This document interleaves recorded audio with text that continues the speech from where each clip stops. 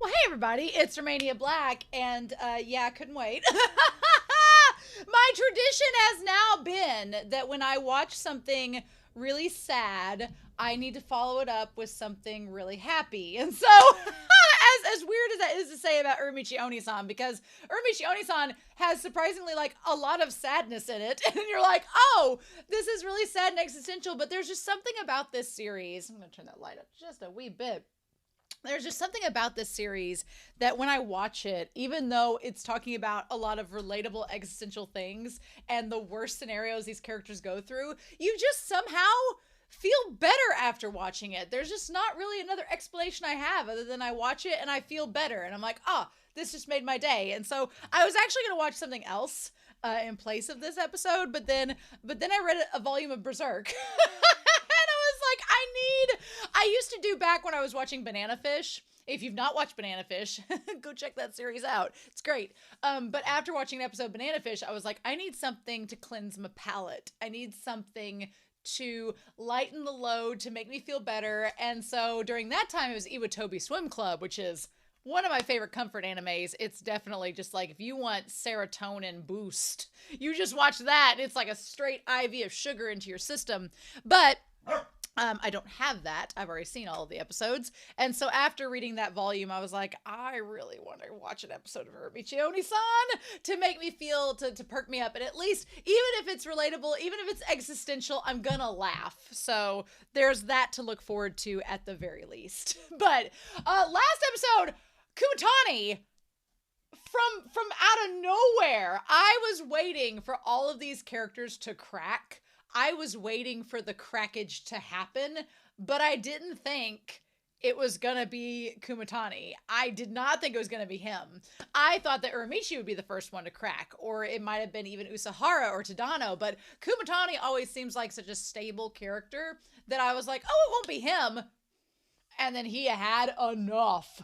But like we talked about last week, I think it was probably a good thing because in hindsight, Kumatani is one of the more stable of the group. So he was not only able to rein it in and not punch the director, which I think the director may have deserved it, but he was able to handle the situation and also find a way to still keep his job. So awesome. But it just, the entire episode warmed my heart and also made me like, it's not even secondhand embarrassment. You just like felt so relatable to these characters and you just empathized so much with them. So I was very proud of our boy Kumatani. I thought he did well. So I'm really excited though. It's been a hot day outside and I'm ready to cool down with some Uramichi Oniisan. So I can't believe we only have 3 episodes left. That's so bizarre to me. We only have this week, next week, and then the final week. I know the manga is ongoing. I honestly would love to read the manga. I don't think I'll be doing manga reactions to it, but I don't know. I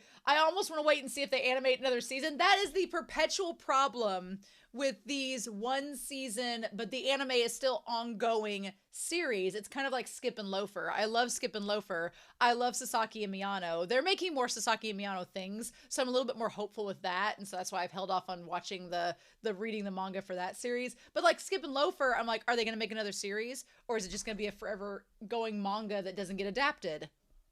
I don't know. And that's kind of how I feel about this series. I feel like it's funny enough that they would adapt it, but then I'm like, are they actually going to do that? I don't know. And I don't want to read the manga and then already know what's coming in the anime. So it is a conundrum of all conundrums.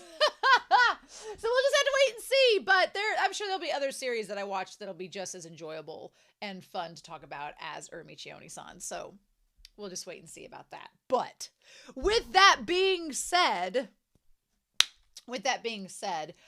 I'm super excited to dive into this episode. I hope you all are too, but we're not going to waste any more time. We're going to start Uramichi Oniisan, life lessons with Uramichi Oniisan, and we're going to do that here in 3, 2, 1, and let's dive in.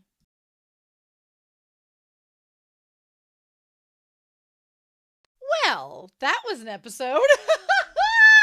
So we finally met the bartender, Neko, and it's called like the Cat Kick Bar. We're going to talk about this. Does Uramichi not know just everyone? Does he not just know everyone? Because everybody seems to know him. It's like there's something about Uramichi, right? Oh, I can relate to Uramichi though. Obviously, he was ignoring Usahara because why wouldn't he ignore Usahara? But the idea, I like that Kumatani is very much like he just doesn't say anything, even if he knows, because he's like it's almost like Kumatani can't be bothered. Even if he knows the scoop, he's not gonna tell Usahara because Usahara will run the wrong direction with it. But the idea that Uramichi just the crick in his neck when the door when he silently shuts the door on them. Okay, here's the thing. The whole thing is, if you have never had a crick in your neck, bless you. I hope that never happens to you. But I stopped. I used to have like a messenger bag that I would take to work with me, and it always would like weigh down the shoulder. And I started having like a few months ago just like the worst crick right here. And like I couldn't turn my head either way, or it just is all this strain on these muscles, and it feels awful. And I was like, no. So I started getting like, I made fun of my coworker because she had like a little backpack, and I was like, who would wear a backpack when they're an adult to work? No, now I have one because it like doesn't strain your neck muscle. It doesn't strain your shoulders. And so I was like, dang. But yeah, if you've ever had a crick in your neck, and I swear I didn't start getting them until I was like 30, they are the worst. They're just annoying. They're not like, and they're not anything you can really even take medicine for. You can't take an ibuprofen for the neck muscle and stuff. You can put like a hot rag or something on it, but it's nothing that like, it just is something you have to let work out on its own. And sometimes that's the most frustrating thing, because it's not like a headache you can just take medicine for and be done with. No, you've got to let it work itself out. And poor Uramichi, I'm just like, oh my God. So let's get back to this OP and get with everyone. Fateful encounter. So the director is something else. The director, and I feel for Uramichi's like just their expression there. I'm gonna get a photo of it. Their expression where they're like, oh, why can't you just like come in and move your neck around and greet everybody? And Uramichi's like, because I hurt. And the sad thing is, depending on what the rights are. It wouldn't surprise me if I don't know how unions work in Japan. I don't know how they work. I am actually like the union president for my school. So I've inherited that position this year. So I'm trying to brush up on all my legalese. But the point is that I don't know how unions work in Japan, if at all. So it may be one of those things where he doesn't want to tell his employer that he's hurting, because he doesn't want to be like laid off of work. And Uramichi, over the course of this season, we have come to figure out he likes his job. He really does. There's parts of it he bitches about, rightfully so, but he likes working there because he likes working with those kids. That's like, he really is good with kids. It's like something that he is kind of proud of, is that the kids and him get along and he does his job well. And the director does compliment him, but he enjoys working there, so he doesn't want to be laid off of work. And he's also kind of, had this upbringing by his strict father to be kind of a perfectionist. So he doesn't want to not be there and work, because then it looks bad and it like starts to weigh on him. So there's a lot with Uramichi Oniisan that I can relate to. And I get why he would work through the neck muscle problem, but that just sucks. And then I love that he tells the kids, he's like, hey, yeah, sometimes, sometimes adults get cricks in their neck. There's nothing we can do about it. It's like, oh no. He's like, don't be afraid of anything. He's like, it's okay, kids. You're just young. You don't have to worry about that.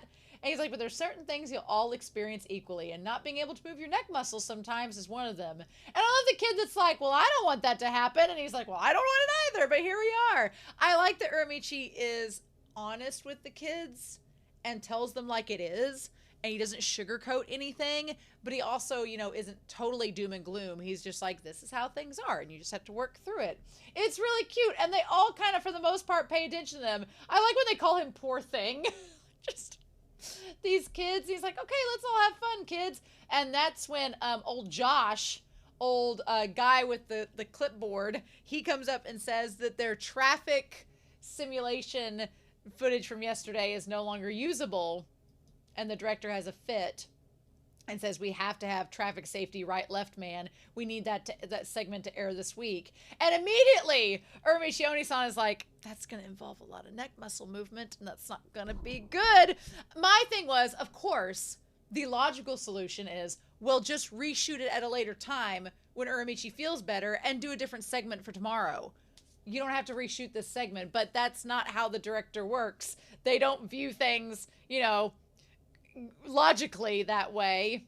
He's like, we have to teach the kids the importance of checking both ways. And Uramichi-san's just like, I hate my life. I don't know what Achi Mui Toi is. I'm going to look up what this is. Achi Mui Toi. What is this? It's a game. Okay.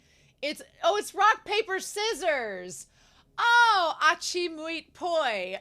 Okay. It's called Jenkin. Oh, wow. So it's basically rock, paper, scissors. Ah, that's funny. They wanted to play rock, paper, scissors with him. That's really cute. And meanwhile, like, the kids are trying to play rock, paper, scissors with him, and he's just staring at them from... I love that Uramichi can hear them talking from the back. The kids are paying no attention, but Uramichi can hear them from the back, and he's like, oh my god, you mean we're doing this? And I think not only Uramichi hates the fact that he has to do these ridiculous segments where he, you know, usually does something very strenuous, but the costumes they make him wear. Like, Ikateru and Tadano are wearing like a little safety traffic, you know, like a little bus crossing uniform. They got a little sash, a little armband, and they're like, we're going to help you cross the street, kids. They're wearing perfectly normal clothes. And even Usahara and Kumatani are wearing like the little kids outfit. They remind me of Paddington Bear with their little yellow hats. But Uramichi always ends up with these like very skimpy, very revealing outfits that are like just exploiting his hot body. And it's like, which again kind of plays into the idea of him working out all the time, because they dress him up in these skimpy outfits all the time. He's probably self-conscious about his body and like, I'm going to be put onto toys and kids are going to see me all the time and parents are going to see me. I don't want to look bad. So it just adds even more pressure onto what he's doing, right? But they teach all these like safety like how to cross the street and how to pay attention to stop signs and stuff. To be fair, this is a really important lesson to teach kids. To be fair, this is a very important lesson, and I think it is super cute. I love the little backpacks, the little fanny packs that are the little straps, the purses that are the rabbit and the bear. Those are super cute. And so like, we'll get right, left man. But his outfit with the crossing tape sleeves, all of the stickers, the right, left on the side of his face, and you see him with the dead shark eyes. Oh my god. And then his like belt that he's wearing is like a traffic light. It is like he does the Sailor Moon transformation and he looks like he just wants to crawl into a hole and die. Which I don't blame him. It's like, oh my god, what to do? Bless him. It's so awful. I feel so bad for him. What can we do? And he's like, I'll teach you well. He's like, the right left man comes close. I like that he just, every chance he just gets on Usahara being like, what you doing, Usahara? And Usahara's like, why are you getting on to me, man? Like, Usahara being oblivious as to how he presses Uramichi's buttons is hilarious. And Uramichi's like kind of overcompensating because he's trying to hide the fact that he's in pain. But then he goes on this big tangent. And I like how the director who insisted this was important to film is like bored during it. But Uramichi's like making his like Oscar-winning speech about traffic safety, being like, don't try to course correct, don't go out, like don't just go through a blinking thing because you think that it's proceed with caution. And then he starts to go on this like existential tangent, being like, every year you'll feel the year by quicker than the previous year, which is true, like insanely true.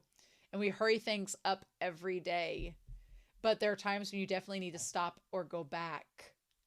And he's like, in those times, try to proceed by pushing yourself. Definitely won't get you ahead when you look at it in the long term. He's like, don't just try to rush through things. It won't pay out in the long run. Trust me. Stop and smell the roses, kids. It's like, oh my God. He's like, the wrong split-second decision could cause an irreversible situation. And stay alert and pay attention to the red light. And then he's like, even if people around you start walking together on a red light, make sure you stop with strong determination. It's like he's saying, even if everyone else around you is making the wrong decisions, don't just believe them. Follow the beat of your own drum. Do the right thing, kids. And yeah, the director is like, I don't want you to be swayed by biased ideas just because they're loud and get swallowed by a puppet that's given up on thinking. He's like, don't just go with the crowd because then you'll just end up being a puppet doing whatever they say, kids. He like just goes on this tangent. Oh my God. And he's like, this is from me, right, left, man. I'm praying the paths you kids take will have no accidents. And they're like, thanks. And I like the Ikatera and Tadano are like, what? And the best part is we can't see Kumatani's face. Like with Usahara, when he freaks out, he has like the sweat drop and his bunny costume. Like Usahara's body language helps to express how he feels when he's in the rabbit suit. So you kind of know if he's nervous or freaked out. And then you can see Ikatera and Tadano. Kumatani's hilarious because no matter what happens, he doesn't move in that bear suit. So you have no idea what he's thinking. You have no idea if he's thinking of this being like, oh, it's just this random thing. You don't know. You don't know what he's thinking. And then, yeah. So, he gets in the mail this delivery of dolls, and they're all right, left, man. These little squeeze dolls that are him and the Shiso god. Oh my God. They are so funny.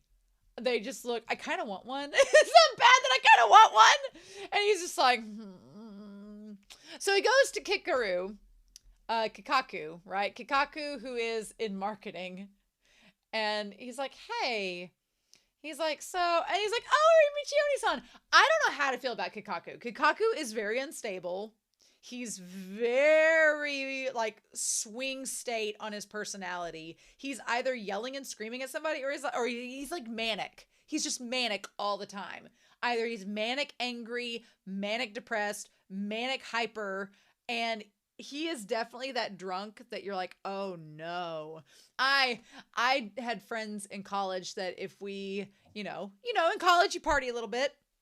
I would say I did not party very much though, but usually I was either the sober one or the one that had like one or two drinks and that was it. And I was like, okay, I'm good. But I would watch other people get drunk and you see the whole rainbow spectrum of drunken attitudes. And Kikaku sounds like the drunk that they have like one or two shots and then suddenly they're very over in your space, all up on you and getting way too personal. And you're like, okay. They're just very like, they want to get all up in your business. And you're like, maybe not. But Kikaku, I can never read. And I kind of feel like Uramichi sometimes, I want to know more about him. And when he's talking about how bad his life sucks, I feel like Uramichi like can kind of relate to him. And he's like, oh, I want to open up and talk to you about this. But then Kikaku does something that you're like, guess that's not going to happen today. Because he's like, wow, it's really popular, this toy. He's like, I don't get why, though. And Uramichi's like, did I bother you if I done something wrong? I'm like, does Kikaku, does he envy Uramichi? Which is interesting. He's like, yeah, I didn't need this many, so I brought them back to return them. He's like, I live alone. So he's like, so what? Oh, he's like, I have extras of a different version sample, so I'll give them to you too. And it's the Shiso man, the PVC figure of God of Shiso. And then he just like squeezes it and he's like, yeah. He's like, I wish we could have made its face look a little more like the God of Shiso, but we came to the conclusion in the meeting that the kids probably wouldn't be interested in your face or looking at it. Which we'll go back to that topic here in a second. Because Uramichi's just sitting there squeezing it as he's talking. And he's like, oh, well, do you have fun making things like this? And then he turns around immediately and is like, do fun jobs really exist? Like, it's just like the moment that Uramichi, like he says something that's kind of an insult to Uramichi and Uramichi's like, He's like, well, maybe I should just yes and him and see what happens. So he yes ands him and he turns on a dime and he's like, are jobs fun? Are you challenging me? Are you asking about my life? And it's like, oh no. And he has like the bags under his eyes, like he hasn't slept in 3 days. We don't get to see his buddy. His buddy's not around. And he's like, do you have a dream? And I like that she's like squeezing this, like, I don't know what to do. It's so awkward. But it's almost like he doesn't know what to do around Kikaku, but it's so awkward. He's like, this is kind of refreshing. The eyes aren't all on me. It's the ball's in his court. And he's like, did you have a dream? And he's like, a dream? And he's like, oh, well, I used to play music in a band. And one day, one of the members started saying that he was tired of pursuing our dream, so he split up. Which makes sense. Like, he was tired of pursuing the dream, so he split up. He says, but then, watching TV, I found out he became a comedian and was in a weird segment shot on location late at night. And around that time, but here's the thing. Now, with the friend that quit the band and went to pursue another dream, I'm like, being a late night talk show comedian is different than being in a band. So it is very possible that he quit the dream of being in a band to pursue being a comedian, and that's just how it worked out. So that part I'm kind of like, well, that's not really him cheating you on anything. He just pursued a different dream. And they said my ex that I've been dating for 4 or 5 years said she'd want to stay single and not have any kids. But then a while after we broke up, she was letting people know that she got married and had a child on Facebook. She told me she didn't want to ever see me again when we broke up. And yet, as soon as she found out that I joined this company, it says goodbye. And then on May 15th, it said, it's been a while. Is it true you joined MHK? She wanted me to get her kid in the studio shoot of Together with Maman. I also like that Kikaku's like, his whole like phone screen is just cracked. I know those people too. They just walk around with cracked phone screens. And I'm like, does that not bother you? Are you okay? And they're like, you got a problem? And you're like, oh my God. So yeah, I do feel bad for him about the girlfriend. It's just so weird. People change, and maybe it was him and she just decided she didn't want to be with him and didn't want to break his heart. So she just said what she said and then moved on. And then she had the kid. And now the thing that sucks to me is that after not talking to him, the first thing that she asks when she gets a hold of him is, hey, can you do me a solid and get my kid on set with you? Right? That's like the first thing she does. So I do feel bad about that, because that does suck. But there was someone that I was, roommates with in college, and he always would talk about how like this certain type of girl was not his type. He was like, I need this, this, and this for a girlfriend. And you're like, okay. And then years later, all of the things he hated about girls that he said he didn't like value at all, those are literally the traits of his wife. And I'm like, because I remember my best friend and I met her and we were like, because we were his roommate, we're like, she is nothing. She's everything you said you didn't like about girls, and you're marrying her. And so it's like, was he lying to himself? Was it a whole different thing? Maybe the girlfriend realized she didn't want to have kids with him, but didn't know until she met the right guy afterwards. And then who knows? But I do feel bad for Kikaku, because that sucks. He says, I can't say my current life is more fulfilling than before, but at least I feel somewhat at ease. Like, yeah, he doesn't have to worry about those same stressors. So I've come to realize it was me who was tired of pursuing the dream. Like, maybe he kept pursuing this dream of becoming a musician, and the others around him kind of started distancing themselves from him. But then when he backed off, he kind of found out that he was kind of the common denominator in the problem. And now he's fine with what he's doing. And I like that we finally get what those doors are. It's the doors of sympathy, the doors to Uramichi's heart. He's like, man, I get it. And I wonder if Uramichi, we haven't gotten into his past at all yet, but if Uramichi was trying to become a gymnast, had this dream, and then it kind of just fell apart, and now he's realized that the job he has now does give him fulfillment, even though it's different than the dream he had before. And he starts to open up like his heart to him, and he's like, well, sorry, I said too much. He's like, shoot's about to start, so good luck. And Uramichi's like, oh, well, Kikaku-san. And then he leaves. But then he sees that like the doll of him was dismantled on the door, and he's like, oh, that's kind of creepy. Never mind. So then we have the kids, and this one kid whose hoodie says crazy. Which I'm like, is he Kikaku's kid, or is he the kid of someone else? But that hoodie saying crazy leads me to believe, is he Kikaku's kid? Who knows? But he has right, left, man, and he has all the stars in his eyes. Like, he's so excited that his mom got it for him. Lucky me. And Uramichi's like, oh yeah, that's really cool. It looks so cool. And the kid's like, well, I don't really think it's cool or anything. Like, he might be Kikaku's actual child. And Uramichi's like, oh. He's like, well, do you really think he looks like Right Left Man? And then they all look at him and they question the doll. But then they're like, well, we don't think too much about his face. Yeah, he's more of a concept. Which is kind of hilarious because, yeah, if you ever were a kid and you got certain toys for like shows that you watched, did you really care as a kid whether it looked exactly like that? I remember I was really into Teenage Mutant Ninja Turtles as a kid, and I had all these Teenage Mutant Ninja Turtle toys. Did they look exactly like the comic or the 1991 movie? No. But they were still, it was the concept that, oh, this is Raphael. Raphael was always my favorite. I was like, oh, this is Raphael. It's got the red bandana. Did it look exactly like him? No. Did my parents care? No. Did I care? No. It was the concept of it. So I feel like the kids are pretty on point with that. And I've never paid attention to his face in the first place. And Uramichi's like, oh, I see. Gotcha. And so then they show like his face blurred out there. But then they talk to the kids about what they want to be when they grow up. And some of their answers, like the elephant answer, like all the kids want to be an animal. But then one girl, when she says she wants to be a florist, I was like, that is an oddly specific profession. You might end up doing that, girl. And then one kid's like a firefighter, an elephant. And he's like, oh, yeah, yeah. And then the one kid says, I want to be like you, Uramichi Oniisan. And that's like, he's like, oh. Because he's been trying to tell these kids all the ways to not end up like him. And for this kid to be like, well, I want to be like you. He's like, you're cool and kind and you work very hard. And he just kind of gets like moved. Like, I feel those tears are real. Like he started crying, being like, these kids actually have value in me as a person. It's like, it's such a little moment, but I'm like, yeah, those kids a second ago weren't recognizing you in the action figure, but here this one kid says he wants to be like you.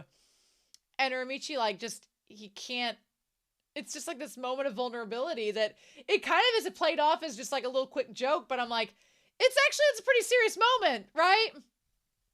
So then the kids ask what he wants to be when he grows up.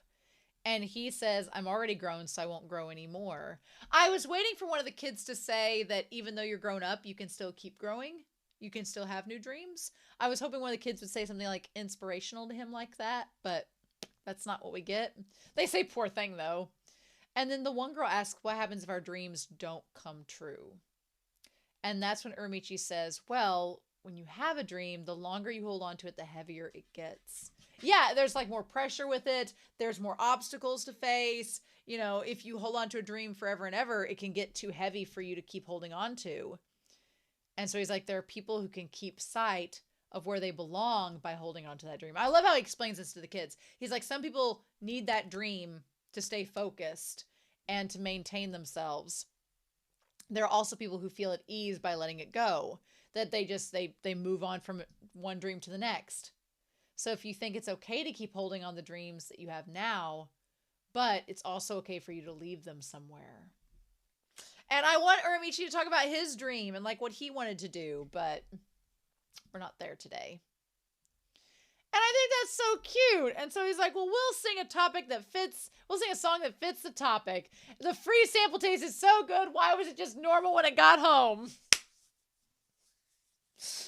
And the moral of the story is that it's all about your mindset and your environment, and the idea that when you were out with friends or out in this great environment, it tasted amazing, but then when you were lonely at home by yourself, it suddenly didn't have the same meaning. And I'm like, what gets me about all of these songs are that Miyano Mamoru and the voice actors for Tadano have an incredible singing voice. It's so good. I love how the streaming service recognizes this song as an introduction. It's almost like the AI is telling it that it's an intro and an OP and you can skip it. I wonder what happens if you do skip it. Yeah, it takes you to the end of the song. Oh my God. But yeah, they both have amazing singing voices. I think that Miyano Mamoru actually goes down a register for this song and sings it a little lower than usual. It sounded different, but it still sounded amazing. And yeah, they just go on about how this bread seems so amazing when in reality it was just an ordinary chunk of bread. But yeah, they all have to put on the bread. the bread hats. Like Kumatani has a croissant hat, and then Usahara has melon bread, and then Uramichi has the Nanami baguette. I love it. And they're like, I wouldn't be all alone. It was just completely normal bread at home. I love it. And they're like, where did it go? My heart, the world that seemed to glitter, my heart all flutter. Why is my place so gloomy? It wasn't the bread, it's how I feel inside. Like, it's this big existential crisis song about how your loneliness makes the world less, like, soothing when you get home. And they're like, I'll go back to the bakery and see the world agleam once more. Yeah, oh my gosh. It's like songs to cure depression. And they're like, la la la la la. And then there's Uramichi with like his dead shark eyes. And then they end like in their circle. Damn. So yeah, and then the director at the end tells him he did a good job today. And it's like, Uramichi does do a good job. So, But then as he's going out, he sees Kikaku. And he's like, well, why were you here? And that was kind of weird at first. But then he's like, well, what were you doing here? And he's like, oh, well, I thought I observed the shoot for a change. And that's when he goes back to the office. And that's when the kid shows up with the god of Shiso figurine. It's the kid with the crazy hoodie. He's like, it's the god of Shiso. My mom's old friend is making it. He gave it to me. And that's when Uramichi's like, oh. And it hits him that even though Kikaku, it has like, even though he's estranged from his girlfriend and he's not like, with her anymore, he still finds a way to like, and I don't know if it meant that the mom's old friend, like, I don't know if it meant that he was the kid's dad and he was giving the figurine, or if it's just the fact that Kikaku wanted to be there for the kid, so he gave him it to just like, make the friend feel better. I don't know. I'm curious to know what you think. If you think that kid is Kikaku's kid, or if he was just trying to make the kid feel better to like make the old friend happy and kind of make amends with that. I don't know. It seems to inspire Uramichi though, because then Uramichi later goes and gets his niece, which I wish we had seen his sister and the niece. That it's making me want to read the manga, damn it, because I want to know what happens. So we'll see. But yeah, Uramichi Oniisan. And then okay, so Usahara, we go to this bar, right? Nakota's bar, the bar cat kick. Which just seems like a terrible bar name, so whatever, but Nakota. And so Usahara is like, well, Uramichi had me run some errands, but then he got really angry at me. Surprising no one. I'm sure he messed something up. And then he's like, it's so unfair. He's like, I'm not completely innocent. I went to Pachinko with the change from the errands. Yeah, so he spent Uramichi's money. I'm like, of course he was angry. I like that Kumatani has no sympathy for him. He's like, but I did buy a taiyaki and gave it to him. And he's like, I'm not that much at fault, am I? And then we meet Nakota, and he's like, oh, you're not at fault at all, Usahara. He's an enabler, right? An enabler. Kumatani and Nakota seem completely opposites, even though Kumatani does like cats. Which makes me wonder if he likes Nakota. I think he likes Ikateru more, but Nakota is an enabler. Like Kumatani is very blunt and will tell you honest and be like, no, that's a dumb idea. That's not going to work. And Uramichi is going to be like, that's a terrible idea. It will never work. This guy's like, oh, you're not at fault at all. It's fine. Keep paying me money. He's fascinating to me. Yeah, 28. He's been married twice and he's 28, y'all. Manager of the bar cat kick. And he's like, you're hurting me. He's like, I knew you'd say that. And then he's like, Kumatani, he said, you're completely at fault. Yeah, they're polar opposites. He's like, can you believe him? And he's like, well, I'm amazed that you guys are like that. You're like that Uramichi-san's friends. He's like, I'm jealous. I wish I'd been his roommate too. And Usara's like, well, he became our roommate because you left in the first place. Because he went to go live with his girlfriend. So it's kind of like the Kikaku situation where one door closes, another door opens, changes hands, whatever. So they were roommates with Nakota, And then he left and Uramichi replaced him. And he's like, well, living with my girlfriend seemed more exciting than a dorm full of guys. It's about time for you guys to get married at least once or twice. I liked it. And honestly, Usahara, he kind of like, he struck me. I didn't realize he'd be so romantic. But this Nakota guy doesn't seem, he seems pretty like floozy. Like, oh, I'll get married and get divorced. I don't care. It's fine. He's even got 2 kids from these marriages. I don't know if they're from each marriage or 2 from one marriage and none from the other. But he has 2 kids that he's paying child support for. And he's like, it's fine. He just seems like he's just doesn't care. And Usahara kind of surprises me by being a romantic like he is. He's like, well, no, fundamentally speaking, you just get married once and that's it. And then Kumatani is like, it's not funny when a 2-time divorcee says that. Like, he just doesn't find it humorous. And he's like, well, I have to earn money to pay child support for 2 kids to drink like a fish. Yep. And that's when, I guess this is near work because Kikaku comes there. He's like, speaking of Uramichi-san, there were rumors about him, weren't there? That he fought like an alligator barehanded at an outdoor training camp, which seems like an exaggeration, or that he had a fan club at a nearby girls' school. That part seems real. Uramichi's cute. I could see him having a fan club. And Usahara's like, a fan club? Girls liking him? What? That kind of fuels the Usahara and Uramichi ship for me. Because, like, Usahara complaining about Uramichi at the bar kind of strikes me about, like, yeah, my old lady, she made me send me on errands, blah, blah, blah. Strikes me as that. But I like that Kumatani's like, the alligator story seems least likely. But Usahara's like, no, he can't have a fangirl club. I'm the only one that can fangirl over him. I love it. And that's when Kikaku comes in screaming at the person on the phone. And he says, do you want to settle this in court, you old bastard? And then the phone ID. He's been on the phone for 22 minutes with damn merchandise sales bastard, aka the damn bastard. I love it. He's one of those people that you've probably met. He's like, that damn bastard. I'm gonna crack his skull into pieces and make a stew. I love that Usahara and Kumatani are like, oh my god, it's the crazy guy from work. We don't know how to feel about him. And then he sits there, and then he's like, tequila double, and slides it right to him. Okay, there is a girl bartender there, too. He's like, that was quick. And then he just slams down the tequila double, and is like, another. And then, like, the ring. He just, like, looks over, like, the ring, like, oh, hey, how's it going? I do feel bad for Usahara on multiple fronts. And one of them is that Usahara is a crazy person magnet. Maybe that's why he gets along with Uramichi so much, because Uramichi is, like, tame and normal compared to them. But, yeah, he's just like, oh, God. He's like, you guys are crazy. What's happening? Like, yeah, it blows my mind that not only the choreographer, but also Kikaku, like, they all get so up in Usahara's, like, personal space. And he's just like, no, I feel bad for him. I want them all to leave him alone. And he's like, he's so close because of the tequila. And I like that he gets to Kumatani, and Kumatani's like, I don't know you. He's like, I don't want this guy getting onto me either. Oh my god. Yeah, and Kumatani's like trying to have a conversation with Nakota instead. And he's like, who are you?